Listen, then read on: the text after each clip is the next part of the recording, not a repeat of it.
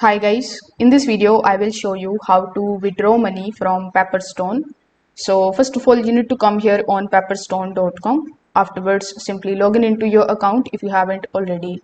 Now over here in the applications section you are going to see your live account. So when you see your live account you are going to see the deposit as well as the withdrawal option over here. Plus it is going to show you the amount that is available in your balance which you can basically withdraw.